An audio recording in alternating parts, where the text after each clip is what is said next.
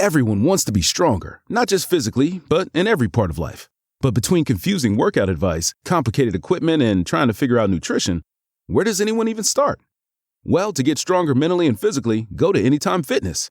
You'll get a personalized training, nutrition, and recovery plan, all customized to your body, your strength level, and your goals. You'll get expert coaching to optimize your results, anytime, anywhere, in the gym and on the Anytime Fitness app. And you'll get anytime access to 5,500 gyms worldwide, all with the right equipment to level up your strength gains and your life. So get started at AnytimeFitness.com. That's AnytimeFitness.com. The Hunt Palmer Show. Yes! I feel like I've been waiting for this my entire life. You're listening to The Hunt Palmer Show on 104.5 ESPN Baton Rouge. Jolly good fun. Jolly good. Locking down the middle of the day. America's favorite daytime fun show. Live from the Raising Cane's studio. This is Hunt Palmer.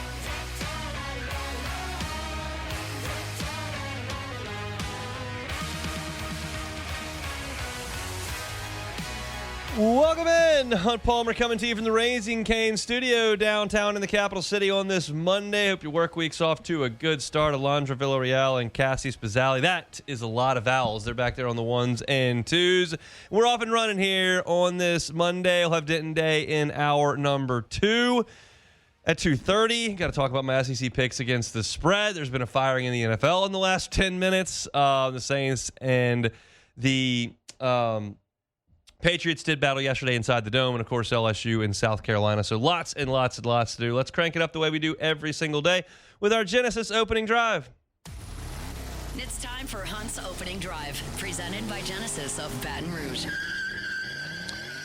Tigers win on Saturday night. 20-10 was the final, and I think a lot of the reaction, at least a lot of the reaction that I got based on my Twitter interactions, the text messages I'm getting, were more so focused on the score of the game as opposed to how we got to that score. And that's reasonable. This is ultimately a zero-sum situation. You either win the game or you lose the game. They don't necessarily care how close or how far the score is apart. You play, and there's a score at the end. And a lot of folks were fixated on that.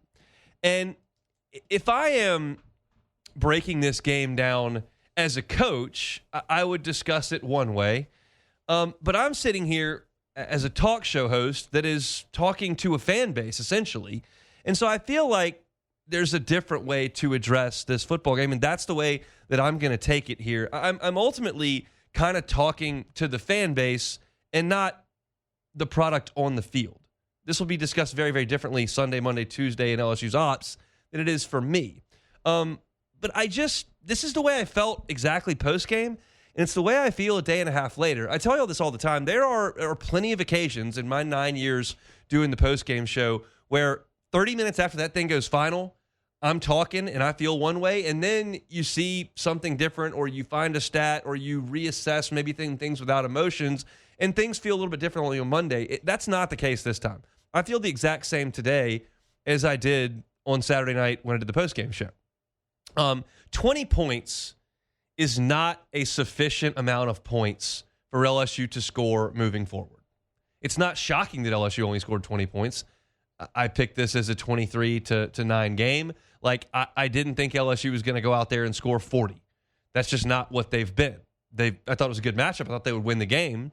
But you understand that moving forward against Vanderbilt, who's like third in the country in scoring offense, and against Alabama, who has a quarterback playing as well as anybody in the Southeastern Conference, and we think that Oklahoma is going to have a good offense, although it wasn't on Saturday, and you feel like Texas A&M's playing great, and they're going to score. Like, the teams you play moving forward are going to score some points. 20 is probably not going to be enough. Probably not.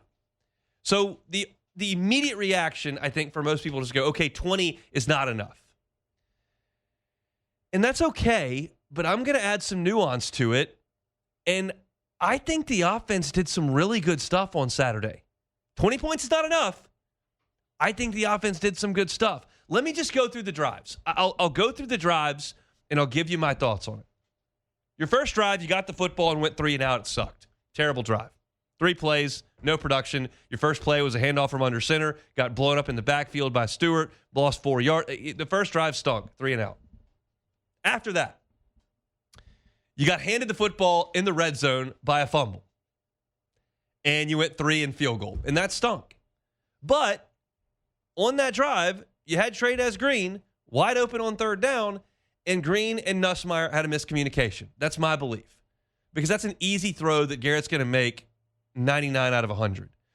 Either he made a terrible throw, the 1 out of 100, or he and Trey'Dez Green didn't get on the same page. He thought, I think, Trey'Dez Green was going to sit down in the zone wide open like he was. Trey'Dez continued the route. The ball was behind him. It was dropped. But I thought the play call was good. I thought the read was good. And those two guys just were on the same page. But you got a field goal out of that. Those two drives weren't great. Then you drove the ball 71 yards on 13 plays, and Juwan Johnson reached the ball out and fumbled at the 3-inch line. Well, players got to do a better job there. You got to do a better job of ball security. But you did drive the ball down there 71 yards on 13 plays. The next drive, 6 plays, 57 yards, touchdown. Love it. The next drive, you punted. But then you have a drive right there before the end of the half, and you're moving the ball into field goal range. And I thought Matt Flynn had a great breakdown of this play on the morning show this morning. Nussmeier throws an interception to a wide open Kyle Parker. He sailed it over his head. Why did he sail it over his head? Probably because Juwan Johnson went the wrong way. Based on what Matt broke down this morning, it's a reasonable thing. They moved Juwan Johnson from one side of the formation to the other on Garrett's left. He had a pass protection obligation. That pass protection rusher did not come, so Johnson leaked out. He got in the way. He dragged a linebacker into the line of sight. Nussmeier made a bad throw, but Kyle Parker was wide open. Threw a pick. Okay, next drive. You got the ball at your own 2-yard line with a minute before the half, and you punt. I don't care about that drive. It was a punt drive from the start. You were pinned back, and there was no time left in the half. Okay, so you start the second half. 4 plays, 75 yards, touchdown. Then the next drive, you go 83 yards, and Nuss throws a red zone pick on a terrible read. Just a ball that shouldn't have been thrown. He never saw the safety. Next drive, you go 3 and out. And then the final drive that mattered, 10 plays, 64 yards. You got first and goal at the 1-yard line. That's a pretty good drive. And then from the 1-yard line, you go 0 yards, -2, -2, and you kick a field goal. That sucks in a vacuum, but you realize at that point that a field goal is going to win you that game. So while I hated it, it's not the worst thing in the world because it moved it to 10. South Carolina wasn't going to get to 10. It was late in the ball game, and you had to be careful. But the point of going through all those drives is you see what killed the drives, and I have a hard time crushing the coaching staff for some of this stuff. I'm not going to crush the coaching staff because Trey'Dez and Nuss are not on the same page on that play. You might say, well, their job is to coach those guys. Come on now.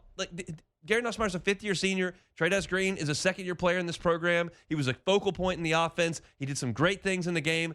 I need y'all to understand what page we're supposed to be on and be there.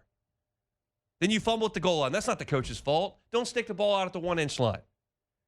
Then you go out and get a touchdown. Then Nuss either sailed it, Johnson's in the wrong spot. Like, the play call's good, and Parker's wide open on a 3rd down. You ought to be driving the ball in there to score. You did score 2 drives later after you had to basically take the air out of the ball at your own 2-yard line late in the half. Then you did go 83 yards, and you get into the red zone, and your quarterback makes a bad throw. And then you played it really safe at the end of the game. What I'm trying to say is LSU moved the ball on South Carolina 420 yards, and it is so not difficult for me to come up with like 2 things to do a little bit better. And you've got 30 points, 34 points on 420 yards of offense, and we're not cranky. Like, Chris Hilton drops a deep ball. He's wide open. The play call's good. Nuss gets the ball out there, relatively speaking, and Chris Hilton drops it. That's not on the coaches. Catch the ball. LSU's offense has not played well enough this year, absolutely, positively. But, like, when you look at this game, if your takeaway is, well, you scored 20 points, that's not good enough, like, I do think you need to go a little bit more deeply than that. I think we need to analyze this a little bit more closely than that. And if Juwan Johnson takes care of the ball and you go a foot further on the last drive where you got inside the 1, had first and goal from the 1, or Nussmeier doesn't sail it, or they're not on the same, like, there's 14, 17 points, like, right there. I think it's a different conversation if you can't move the ball. I've seen bad teams. I've covered bad offenses. I've covered bad defenses. I've covered bad pitching staffs. I've covered bad basketball teams. there's some of the stuff that this offense does. It's not bad. Like, the conversation about this offense is not the same as the conversation about the defense 2 years ago. It's just not. This offense found a way to run the ball. They had 6 runs over 15 yards on Saturday night. They used the tight end. They were creative. We'll be more creative. Be more creative. Well, you went under center a few times and ran the ball. You got Jack Pyburn back out there at fullback and ran some power with him. You got Juwan Johnson going in the Wildcat and moved the football. You used Trey'Dez Green. Harlem Berry got 3 early carries in the first quarter. Like, all these things are wrinkles. They're creative, and some of it worked. And you moved the ball for 420 yards. So this is not an offense that's completely broken, that's completely hopeless. The scoreboard at the end of the game wasn't good enough. 20 points was good enough against South Carolina. It's not going to be good enough moving forward. Everybody knows that. I know that. You know that listening. Brian Kelly knows that. He said it in press conferences. Joe Sloan knows that. Garrett Nussmeier knows that. This is not a secret menu. This is not being stubborn. This is not Les Miles saying the engine's pretty stinking good. This is not a team offensively that is broken. And that was the consensus that I was getting on Twitter, from my group text messages, from text messages I was getting from buddies. Like, it was like, it's terrible. Offensive line can't block. Offense turning the ball over. Can't score in the red zone. Only 20 points. And I'm going, well, none of that is completely wrong. But it's not really hard to look at what we saw on Saturday and go, that's pretty close. It's pretty close. Now, South Carolina's not good. And we're going to talk about LSU's defense in the next segment. But they've got a good edge rusher. They've got some talent up front. They've been disruptive. They forced some turnovers. And you move the ball really up and down the field. It's just a couple of things that have got to go right to turn that into 34-10 with 420 yards of offense and going, that was better. So, yes, in summation, like, if you keep screwing up and not being on the same page with your tight end and reach the ball out and turn it over in the red zone twice, I mean, you realize, if you consider the fact that ball got intercepted at the 1 yard line, the second Nussmeier interception, that you turned the ball over inside the 1 twice. Like, that's not like this defense 2 years ago that was just terrible at everything. That's actually functioning and then making a critical error. Failing to function on any level like the defense 2 years ago is not fixable. You can't fix it. Failing to execute a couple of different things is fixable. They can do that. I'm not sitting here telling you today, right now, that this team is going to be awesome on offense from now moving forward. I am not saying that. I'm saying that what we saw on Saturday was not a failure by the coaching staff, was not a disaster on offense. If you would have told me on Friday that they only scored 20 points, I would have been bummed out about it. And I'm a little bit bummed out about that they only scored 20 points. But there's more that goes into it than just that. And I think the offense showed some signs of making strides on Saturday. I love the Trey'Dez Green action. I love the fact that they ran the ball for chunk plays. I love the fact that they used some creativity. I love the fact that they moved the ball. Got to tighten it up in the red zone, because you can get away with it against South Carolina. You can get away with it against Florida. You can get away with it against Southeastern and Tech, and you can get away with it against Western Kentucky. But you may not even be able to get away with it against Arkansas, because you're not going to hold Arkansas to 10 points. And you already know you're not holding Bama to 10 points. I don't think you're holding Vanderbilt to 10 points. You're not holding A&M to 10 points. You're not holding Oklahoma to 10 points. I know what they did on Saturday. They'll be a healthier quarterback by the time you get to that game. You have to do more than you did, but it's not, all hope is not lost here. And the reason all hope is not lost is because you don't need this offense to be the 2019 or 2023 offense. You just need them to be good enough to be complementary. And that's because the group you've got on the other side of the ball is freaking awesome. We'll talk about the LSU defense when we come back. The Hunt Palmer Show. Genesis of Baton Rouge. GenesisofBatonRouge.com is that website. We live in a delivery world, right? You need something for your house, toiletries, groceries, you just get them delivered. You're hungry on a Friday night, you just get it delivered. You can get that with your car, too. Like, you don't ever have to set foot on the lot at Genesis of Baton Rouge. You can go to the website and start your process at GenesisofBatonRouge.com. If you see something you want to test drive, let them know. They'll have one of their brand ambassadors, sales associates, come right over to you. It can be at office. It could be at the home. And they'll come in and say, hey, here's your keys. Let's go drive it around. If you decide, hey, I like this vehicle, they'll deliver it to you. E-contracts. You never have to set foot on the dealership lot. It's all types of convenience that are built into the process at Genesis of Baton Rouge. Find that inventory at genesisofbatonrouge.com. Their airline in Piku, it's Genesis of Baton Rouge. You're listening to The Hunt Palmer Show on 104.5 ESPN, Baton Rouge.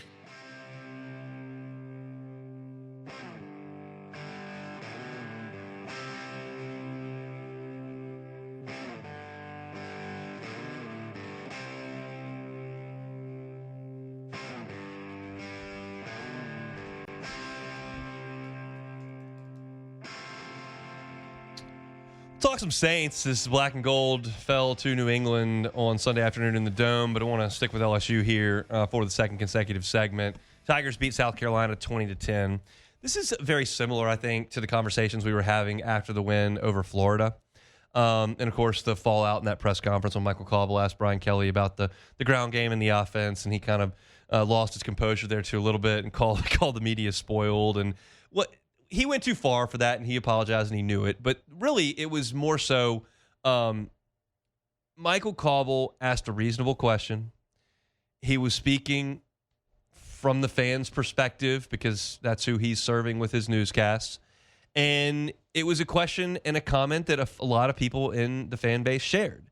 And I think Brian Kelly rejected that a little bit because ultimately you just want to win the game.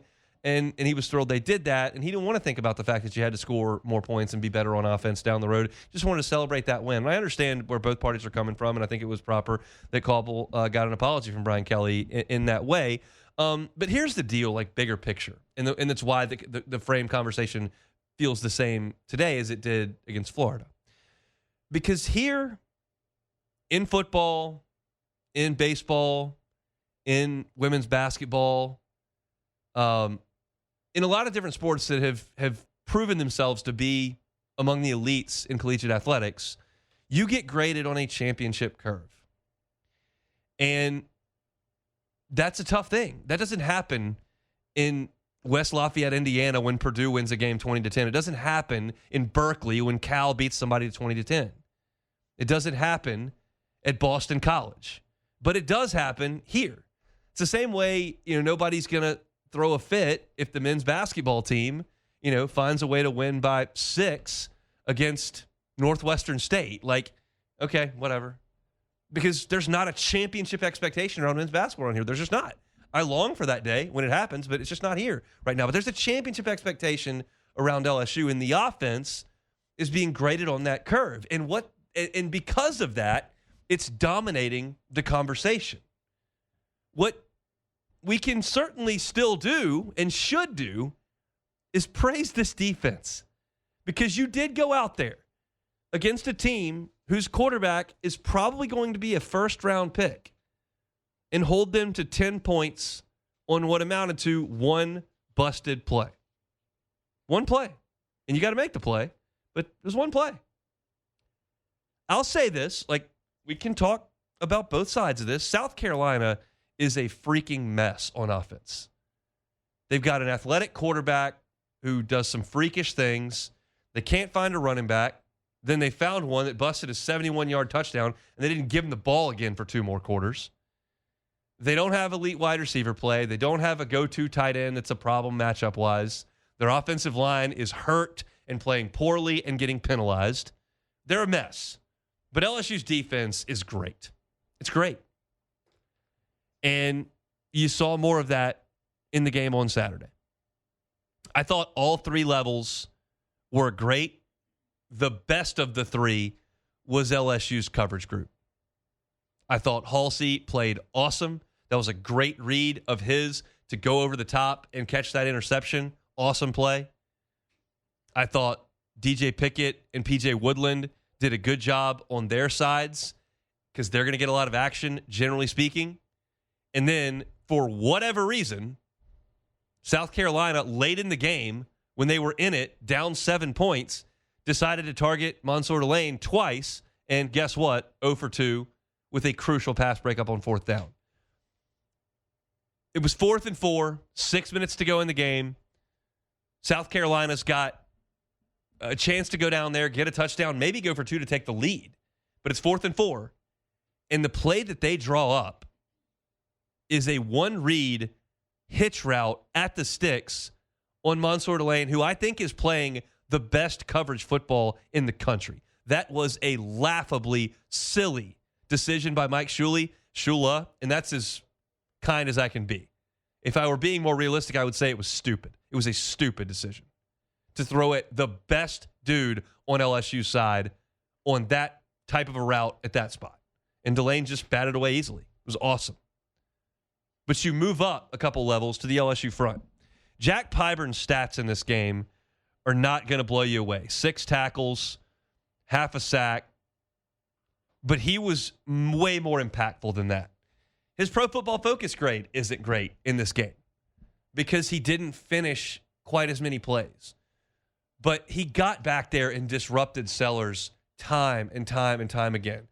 And I've said that South Carolina's offense is a mess. I think their offensive coordinator is doing a terrible job. I think their offensive line is banged up. I think all of these things. But still, Lenora Sellers' ability to evade rushers and extend plays is as good as anybody in the country. And that's going to happen against LSU. It's going to happen against everybody because he's just that elusive. But you have to make him do that. You have to get him off schedule and get him moving around. And LSU did that. Blake Baker determined early in this game, okay, they got a lot of offensive linemen down. They started with 3 guys out. Another one went down in the first half. We're sending the horses. And they sent pressure on pressure on pressure on pressure. And it got back there time and time and time again. And I thought it looked fantastic. You had West Weeks with 9 tackles. Whit Weeks made 7 more. Perkins had 8. 6 of them were solo. Perkins had 2 tackles in the backfield. I thought that front and those linebackers did an awesome job. And you look at South Carolina's drive chart, and it was real pitiful. They fumbled on their first play. Then they went down and missed a field goal. Then they had the big play for the touchdown. And after the touchdown, which they scored right there at the end of the first quarter, just under 2 minutes to go in the first quarter, punt, interception, punt, field goal, punt, turnover on downs, and those 2 were 4-play drives. So not even the turnovers on downs were 3 and outs, and then a 4th down and out. It was just a complete whitewashing by LSU's defense of this South Carolina team. And I've seen a lot of bad offenses in my time watching SEC football. Some of them have been purple and gold. A lot of them have been in other uniforms.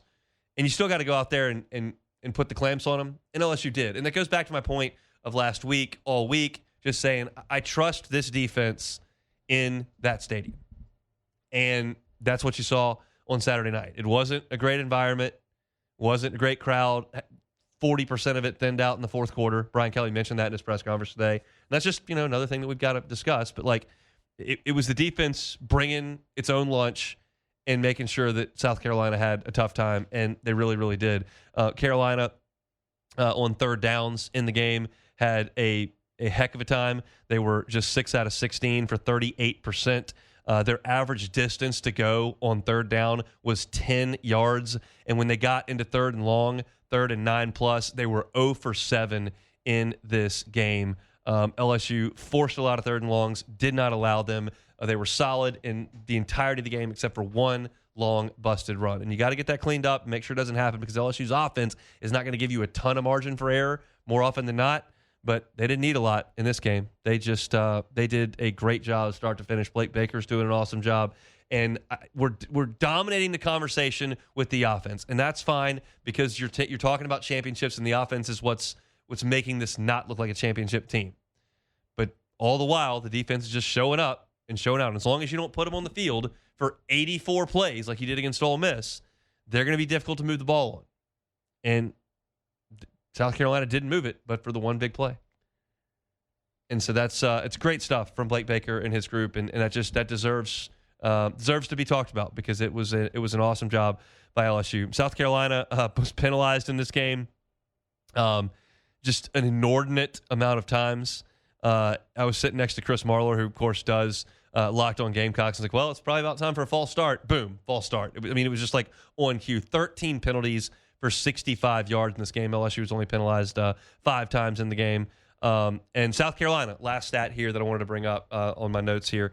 South Carolina in the red zone in this game, 0 for 0. They did not run a play in the LSU red zone the entire night. That is just really hard to do. It's really hard to keep a team out of the red zone for 4 quarters, especially when they've got the ball for 32 minutes of the game, which South Carolina did. They actually won time of possession, but they couldn't get the ball down inside the red zone.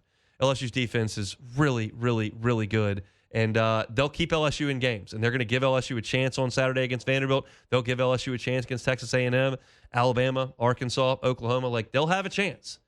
It's just whether or not this offense can take that 1.5 more steps they need to take to be a pretty complimentary football team, and you'll see what this team can accomplish. If you keep it on 20 points, it's going to be tough. But a lot of times, LSU is going to hold teams down to 10, and that's what they did on Saturday night against South Carolina. So that's our look at LSU and South Carolina. We'll do a little bit more on the Tigers at the top of hour number 2. Brian Kelly updated injuries. A lot of good news on that front for LSU. And we got a game time for Texas A&M. I'll actually just bring that to you right now. No need to hold that off. You've probably seen it. If not, it's always on LouisianaSports.net at noon on Mondays. But LSU and Texas A&M will kick off at 6:30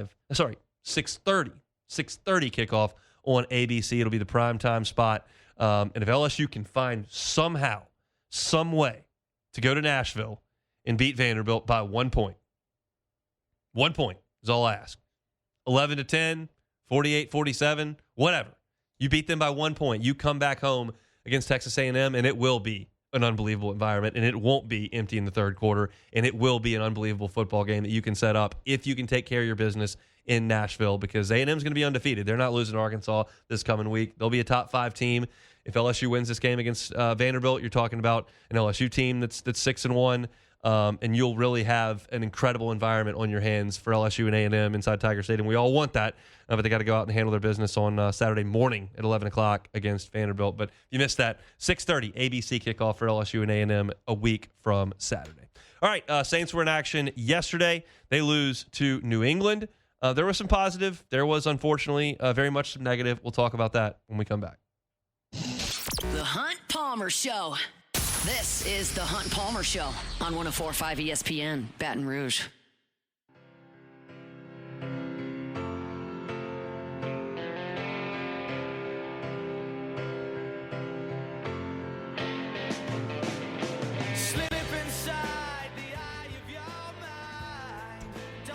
Hope your work week's off to a good start. Appreciate you hanging out with us on 104.5 ESPN Baton Rouge. Reminder to check out LouisianaSports.net. All your LSU, Saints, SEC football coverage, all in one place, all for free. Ross Jackson's got the Saints covered for you, and I'm there covering the LSU beat. News on injuries is up right now. Game time for LSU A&M is up right now. Ross has a look at the Pro Football Focus grades from the Saints, as well as his column from yesterday in the Dome, where he was suggesting the Saints need some more playmakers on their roster. Let's talk about the Saints and Patriots. 25-19, the final. Saints very much in this game. In fact, I texted our group late in the second half, like, I think the Saints are going to win this game. Like, they came up a little bit short against the Cardinals, came up a little bit short against the Niners. Were in the fight in Buffalo 2 weeks ago, and I just felt like maybe this is the close one they actually get to the finish line from behind. And they didn't get there. And there are a lot of aspects of this game that are important to look at. I thought the Saints did a decent job in pass protection up front in the game. I thought Spencer Rattler did some pretty good things. He completed 20 out of 26 for 227 yards. The yards per attempt was up in this game for him. I thought they fought hard. Blake Grupe didn't miss a field goal in this game, which is worth mentioning. And all that's fine. But to me, like, as I'm sitting there watching, there was one aspect that really irked me and I think cost them this game. Yeah, Juwan Johnson, don't fumble. Like, that's a big deal. But that's one play. This was the entirety of the game, and it irked me that the Saints, against a team that has an okay receiving core, like, we know Kayshawn. Is he one of the elite wide receivers in the NFL? No. Demario Douglas, Mac Hollins, like Stephon Diggs, okay, good player. Hunter Henry at tight end, like Austin Hooper at tight end. Like, it's not a team this is not Jamar Chase and T. Higgins out there. This is a very average receiving core that the Patriots trotted out there. And they torched the Saints coverage guys all day to me. And so I'm watching and I'm seeing that. And I'm like, they're not covering. Cover somebody. Make a play on the ball. I didn't see it. And so I was very curious what the Pro Football Focus grades would be in coverage, Because as I've said, like sometimes it tells the story that I think I see and sometimes it doesn't. And I'm curious how it lines up. And I watched that game and the one takeaway was like, they're not covering anybody. You go to the Pro Football Focus grades. Quincy Riley, 29 coverage snaps. Coverage grade, 27.6. He had a penalty. He allowed 2 catches. Not good. 27.6. Kool-Aid McKinstry, 35 coverage snaps. His grade, 35.6. They targeted him 5 times. He gave up 5 receptions for 83 yards. Unacceptable. Jonas Sanker, who's been great this year, 31 coverage snaps. Coverage grade, 35.7. Gave up a catch for 53 yards. Justin Reed, 35 coverage snaps, 57.5. Gave up a target on his own, a catch on his only target. Alontae Taylor was targeted 7 times. He gave up 5 catches. Now, they weren't long. The long was only 11. But the point being here is that the Saints gave up 17 out of 23 passing. They had 2 interference penalties, and the Saints were not credited with a pass breakup in the game. It's frustrating in this game to have that happen because it contributed to you losing. But the bigger picture thing is that, like, Quincy Riley, first-year player. Kool-Aid, second-year player. Jonas Sanker, first-year player. Justin Reed, first year on your team. Alontae Taylor on his rookie deal. Jordan Howden. Like, these are the guys who are all grading out literally under 60 by Pro Football Focus in coverage. And these are the young pillars that your secondary is supposed to be built around. And they just didn't play well yesterday against a very, very average receiving corps. Kayshon Boutte should not be wrecking your secondary. He did. This is not Ole Miss 2020 around here. This is the NFL. We know Kayshon's a really good player from his college days. He's pretty average NFL dude out there. And he torched you. And these are the guys you're counting on to be the next iteration of your secondary, and none of them were very good on Saturday. And that is a bummer in a big, big way for New Orleans. Now, again, there was some stuff that was positive. I thought Rattler is continuing to make very, very small strides. He's not regressing. He's not breaking out, but he's getting a little bit better. He's looking a little bit more comfortable. And I thought, for the most part, he did a pretty good job. I thought the running game let him down a little bit, quite frankly, last night. Because you felt like you had a chance to run the football a little bit. You'd been doing that through a lot of September. You're getting healthier on the offensive line. And Kamara, 10 carries for 31, long of 7. Kendre, 8 carries for 21, long of 4 on 8 carries. Then Taysom had the 1-yard touchdown. But your running backs gave you 18 carries for 52 yards with a long of 7. That's just not enough running game to help out Spencer Rattler enough. It's not enough running game to help him out enough. Olave's got to catch the ball a little bit better. He made some plays. He had 6 catches for 98 yards, had a 53-yarder. Like, he did make some plays, but a couple balls that hit his hands that I'd like to see him catch, candidly.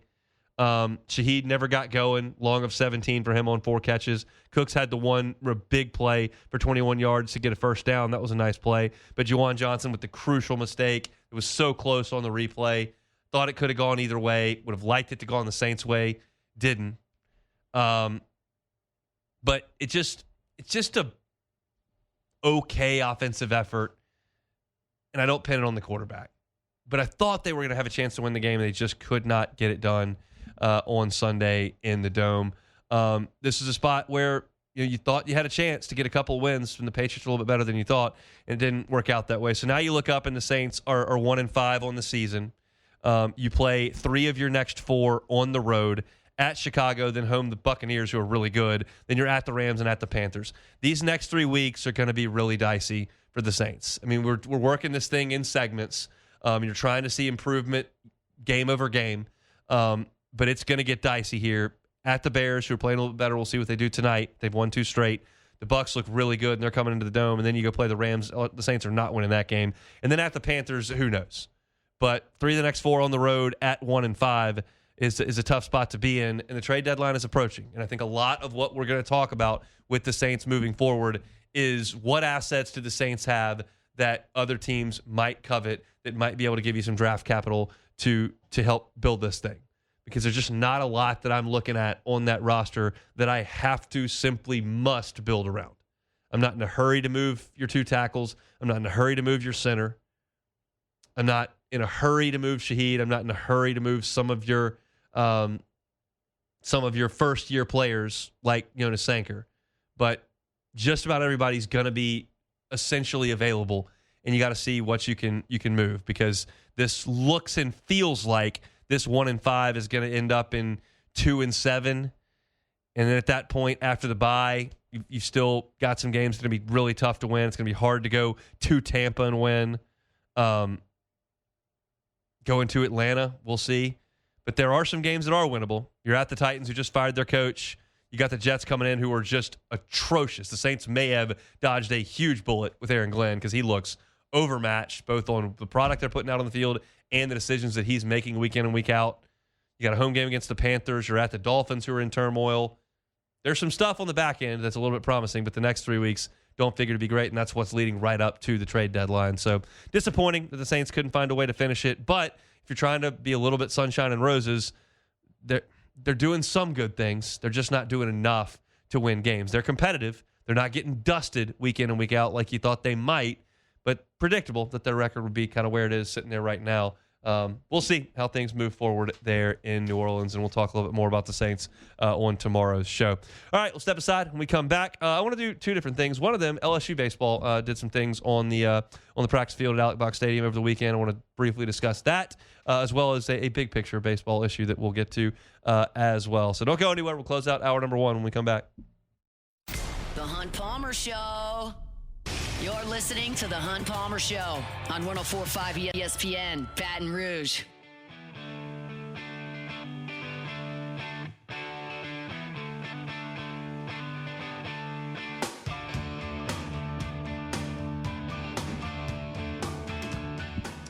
Closing down the hour here, Monday edition of the Hunt Palmer Show. Appreciate you hanging out with us. A little bit of a different schedule every Monday here for those that hadn't quite caught on 6 games into the season. Now, when Brian Kelly has his press conferences on Monday, the crew at Live at Lunch does crank up at 10 o'clock. They break there at about 11:40 for the Brian Kelly press conference, come back and close out their show. So on football Mondays, moving into LSU game weeks, got the crew from OTB at 7 to 10, then 10 to 1 with a break in the middle at 11:40 to about 12:30 for Live at Lunch, and then regularly scheduled in the afternoon 1 to 3 right here on the Hunt Palmer Show, and then 3 to 6 Matt on AFR. So every week, Brian Kelly's press conference right here on 104.5 ESPN Baton Rouge. All right, Alondra, you're in the press box on Saturday. I was watching the Cubs lose on Saturday. It was a how tough would you assess my behavior in the press box, which is a working environment, not a cheering environment? How would you say I behaved myself? I would say that I was stressed watching you. I was like, this man done turned his cap backwards. He's got the rally cap going. I tried. I was giving him everything I had. Yeah. And I felt for you. I really did. The same way, so I was watching the Cubs. My mom was in town last week because Myers had surgery, so she was with him during the day. Yeah. And they watched me watch a couple of Cubs playoff games. And I don't yell and scream profanity, and I don't throw anything, but I sit there in relative silence. Right. And I'll start pacing. And so I didn't even realize that I was putting off this vibe. And it was a day that the Cubs weren't playing. And Mom was like, yeah, watching you watch the Cubs is way too intense for me. I was like, so you would think that if you're watching someone watch a game and you have a reaction to them that they're going crazy. Right. I was just getting the reaction because I was just not interacting with any other humans and just staring at the TV. The tension. I had one visceral reaction where I think I did say a 4-letter word.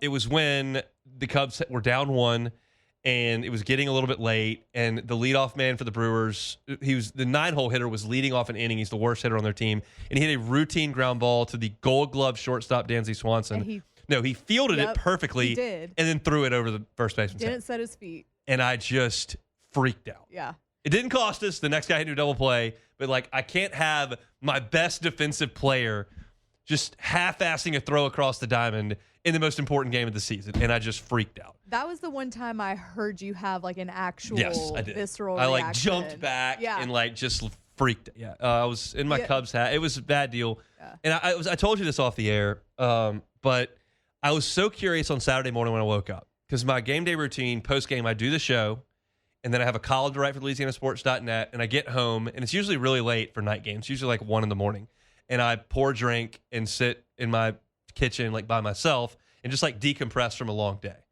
It's my house is dark and quiet, and I just sit there and enjoy that little. And I was like, there are 4 possible outcomes for that part of this day. Either they could have both lost, which I know what that's going to feel like. They could have both won, which I know what that's going to feel like. Or LSU wins, Cubs lose, which happened. Or Cubs win, LSU loses.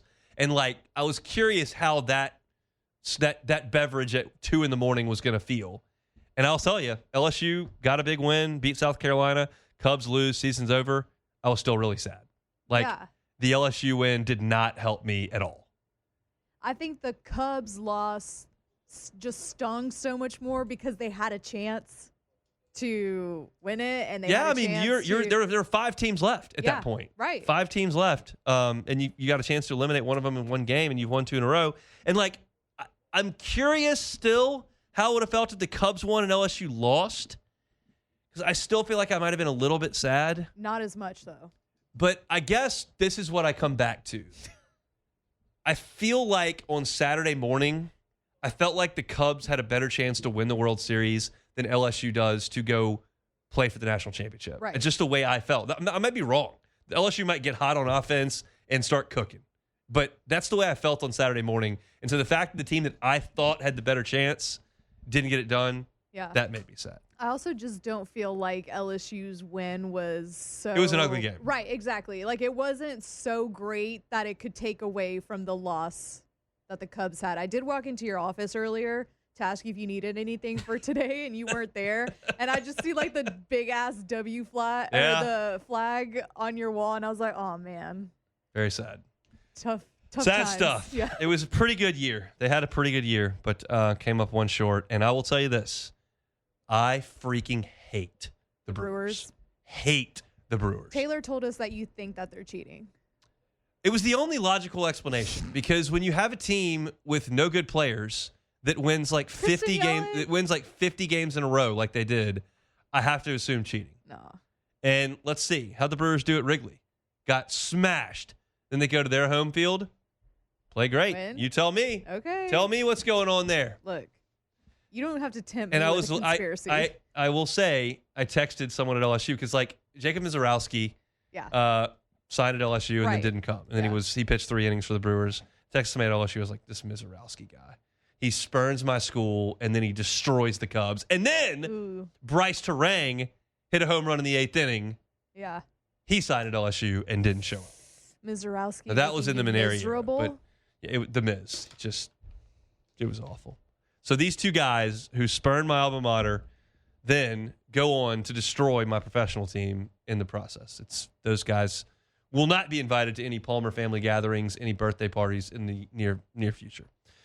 Speaking of LSU baseball, I'll squeeze this in. We got 2 minutes. I have not seen a lot of what's going on the first weekend of fall practice, but I do have one very, very tiny report. They're working Braden Simpson, the High Point transfer, at first base. He played a few different infield spots at High Point.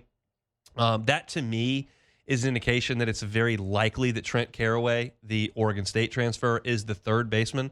I thought that he and Simpson would probably compete at third, and the person who didn't win that job would have a chance at second, first, DH. But the fact that he's working at first base would suggest to me, when I'm talking about Simpson working at first base, that would suggest to me that Caraway is the favorite to be the third baseman. He was, of course, third baseman at Oregon State last year. Had a pretty mediocre season and then hit 6 home runs in the postseason, including 5 in the regional.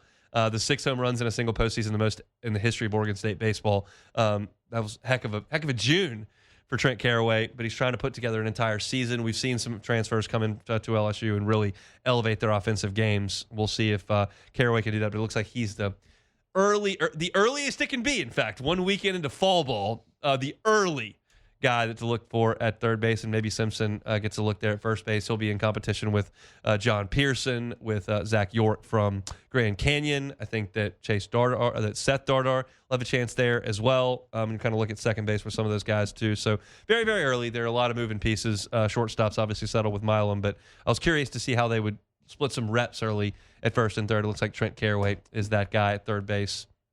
In October. It's early. That's a brief look at baseball. We'll jump back into football after Sports Center. We'll talk about my SEC picks against the spread and what's going on in the Southeastern Conference. So come back with us for hour number 2, a Monday edition of the Hunt Palmer Show. The Hunt Palmer Show.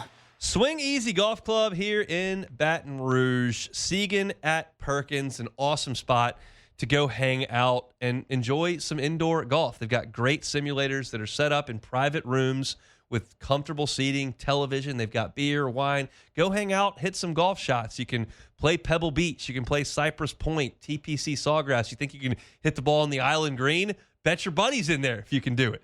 You can have a whole crew there. They've got memberships available as well that get you up to 7 hours for free every single month. If you're a member, you can get corporate memberships so you can entertain clients. Great place to hang out on football Sundays, on Friday nights to enjoy the evening and blow off a little bit of steam, hit some golf shots, and just have some fun. I mentioned it's right there on Seguin at Perkins. It's Swinging Golf Club. You don't have to be a member to go. You can book a tee time and use that bay whenever you would like. It's Swing Easy Golf Club, Seguin's at Perkins. It's Swing Easy Golf Club, swingeasygcbr.com, swingeasygcbr.com.